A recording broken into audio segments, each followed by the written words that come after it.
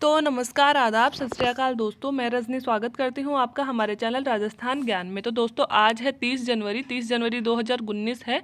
और 30 जनवरी को सबसे पहले कौन सा दिवस मनाया जाता है वो हम देख लेते हैं। आज है शहीद दिवस। आप सबको पता होगा 30 जनवरी 1948 को नाथूराम गोडसे द्वारा महात्मा गांधी जी की गोली मारकर हत्या कर दी गई थी। तो उनकी पुण्यतिथि में मतलब आज उनकी याद में हम 30 जनवरी को उनकी पुण्यतिथि के दिन शहीद दिवस के रूप में मनाते हैं, क्योंकि हमारे देश के एक वीर सेना नायक मतलब राष्ट्रपिता जिन्हें हम बोलते हैं उनकी इस दिन मृत्यु हुई थी। ठीक है। अब जो बाइडेन ने एक न्यू स्टार्ट संधि के विस्तार को मंजूरी दे दी है। यह संधि किन दो देशों के बीच में हुई है? हमें सिर्फ ये याद रखना है कि जो स्टार्ट संधि है, पहले इसका नाम स्टार्ट था, अब इसको न्यू स्टार्ट बोल दिया गया है। स्टार्ट संधि किन दो देशों के बीच है? तो यह संधि रसिया और यूएसए के बीच में है। और यह संधि मतलब इस संधि का काम क्या है कि ज़्यादा मात्रा में हथियार बनाने से रोक लगाना। ठीक है, कि बहुत ज़्यादा मात्रा में हथियार ना बनाए जाएं। तो इससे रिलेटेड यह संधि है। तो हमें सिर्फ इतना याद रखना है कि स्टार्ट संधि किन दो देशों के बीच में की गई थी?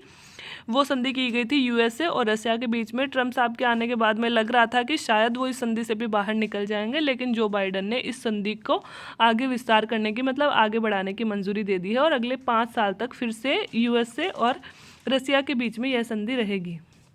दोस्तों हमारा एक पोर्टल है प्रगति। तो सबसे पहले तो हमें इसकी फुल फॉर्म ही पता होनी चाहिए। ज़्यादातर हम इसकी फुल फॉर्म ही भूल जाते हैं, तो हमें फुल फॉर्म पता होनी चाहिए इसकी कि प्रगति की फुल फॉर्म क्या है। तो इसकी फुल फॉर्म है pro active governance and timely implementation. क्या है? Pro active governance and timely implementation. ये एक ऐसा पोर्टल है दोस्तों जिससे हमारे बहुत सारे विभागों को जोड़ा गया है, और उनसे रिलेटेड अगर हमें कोई शिकायत है तो हम उसकी शिकायत कर सकते हैं, और डायरेक्ट प्रधानमंत्री तक भी हमारी शिकायत पहुंच सकती है। अगर उस पर एक्शन ना लिया जाता है तो सरकार अपना मतलब लोगों से ज़्यादा संपर्क बढ़ाने के लिए तथा अपनी सारी योजनाओं को कुशलतापूर्वक चलाने के लिए पोर्टल प्रगति लेकर आई थी, और आज भी ये बहुत अच्छे से काम कर रहा है। तो हमें अक्सर चर्चा में यह रहता है, तो हमें इसकी फुल फॉर्म याद होनी चाहिए। कर्नाटक और महाराष्ट्र के बीच कौन से दो क्षेत्रों में विवाद चल रहा है? दोस्तों सबसे पहले तो हमें यह पता होना चाहिए कि अभी वर्तमान में कौन से दो राज्य हैं जिनके बीच में सीमा को लेकर विवाद हो रहा है। तो वो राज्य है कर्नाटक और महाराष्ट्र। दोस्तों कर्नाटक के 3 एरिया हैं, बेलगांव, कारवाड़ और निपानी।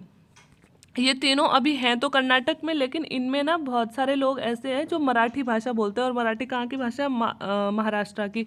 तो महाराष्ट्र ये कह रहा है कि ये एरिया तो हमारे क्षेत्र में होने चाहिए क्योंकि यहाँ पे मराठी लोग रहते हैं, है ना।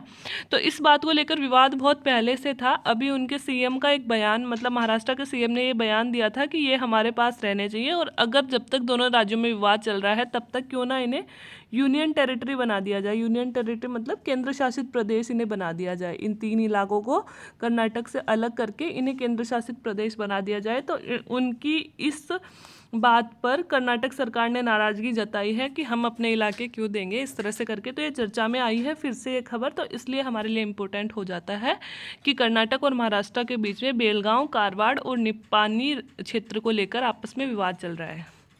अब दोस्तों कुछ दिन पहले हमने पढ़ा था कि जाटावत साहब को आरएसएमएसएसबी का अध्यक्ष पद से हटाया गया था, इस्तीफा उन्होंने दे दिया था।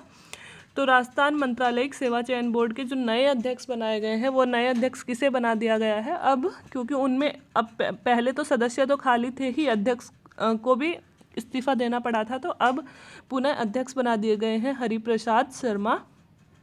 और राजस्थान मंत्रालयिक सेवा और चयन बोर्ड, जिसको हम शॉर्ट में बोलते हैं RSMSSB, इसकी भी फुल फॉर्म देख लीजिए दोस्तों। Rajasthan subordinate and ministerial service selection board.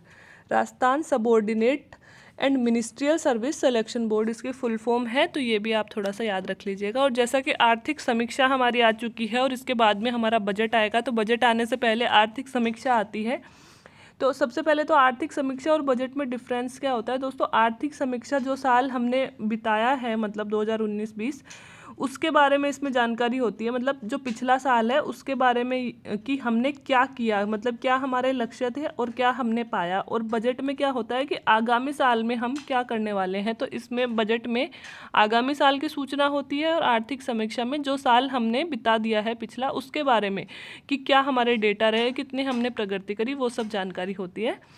तो आर्थिक समीक्षा में कुछ आंकड़े दिए हैं दोस्तों। 2019-20 और 20-21 की तुलना की गई है कि जीडीपी हमारे 203.4 लाख करोड़ रुपए 19-20 में और 194.8 लाख करोड़ रुपए। ये सब डाटा वैसे बजट में भी आ जाएंगे, लेकिन इसमें एक तो ये याद रख लीजिएगा, प्रति व्यक्ति आय 1,34,226 रुपये थी 19-20 में, और 20-21 में 1,26,968। सब कुछ घटा है क्योंकि कोरोना की वजह से हमको सबको पता है कि सब कुछ में कमी आई थी। विकास दर 2019-20 में दोस्तों 4.2 थी, जो 2020-21 में क्या रही है, -7.7 रही है। हम सबको पता थी हमारी जो ग्रोथ रेट है वो नीचे चली गई है। और राजकोषीय घाटा 4.6 था और यह 3.5% रहा था 2020-21 में।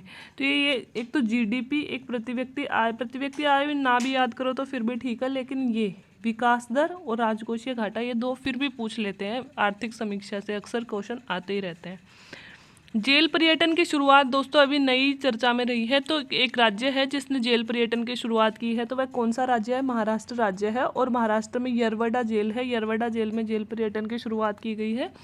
यरवडा जेल अपन स्वतंत्रता के समय से ही सुनते आए हैं। 1922 में महात्मा गांधी जी ने असहयोग आंदोलन किया था, उसके बाद में उनको भी इसी जेल में रखा गया था। और इस जेल में से उन्होंने एक पुस्तक भी लिखी थी, फ्रॉम यरवडा मंदिर करके एक पुस्तक उन्होंने लिखी थी। तो यरवडा जेल में पर्यटन शुरू किया गया है, तो ये पुस्तक भी चर्चा में आ जाएगी। इसके अलावा भी नेहरू जी और कई लोगों को यरवडा जेल में रखा गया था, और तो इसलिए यरवडा जेल का अब पर्यटन करवाया जाएगा, टूरिज्म की वहाँ पे शुरुआत की गई है। आकाश NG क्या है, तो आकाश NG दोस्तों हमारी एक मिसाइल का नया संस्करण है। आकाश तो हमारी पुरानी मिसाइल है, उसका एक नया संस्करण लॉन्च किया है DRDO ने।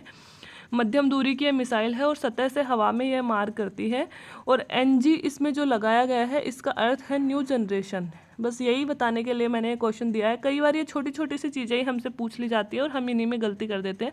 तो आकाश NG का मतलब है आकाश न्यू जनरेशन। इसमें बहुत सारे नए फीचर्स लाई है, इसलिए इसको न्यू जनरेशन का नाम दिया गया है। यह एक साथ 10 लक्ष्यों को भेज सकती है और इसकी गति है दोस्तों 2.5 मैक, और यह सतह से हवा में मार करने वाली एक मिसाइल है। ठीक है, तो ये थे आज के करंट अफेयर्स। उम्मीद है आपको पसंद आए होंगे, अच्छे लगे हो तो लाइक कर दें। अगर कोई कमी दिख रही है तो नीचे कमेंट करके आप बोल सकते हैं, और अगर किसी भी दोस्त को इसकी ज़रूरत है तो वहाँ तक चैनल को शेयर कर सकते हैं। Thank you very much.